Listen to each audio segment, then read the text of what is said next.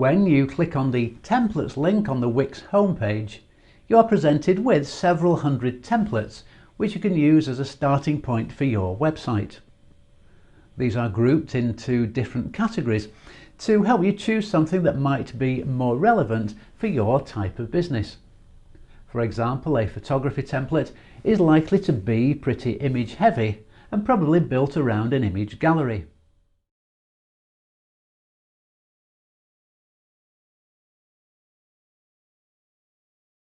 A music theme is probably going to have a built-in audio player,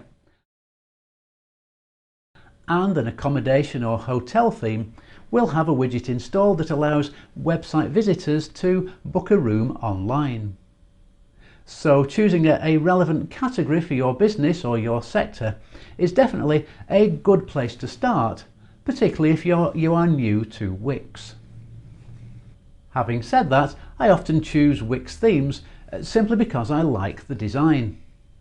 Just because a theme has been put under the restaurants and food section, for example, doesn't mean that it won't work for a different type of business when it is populated with different content.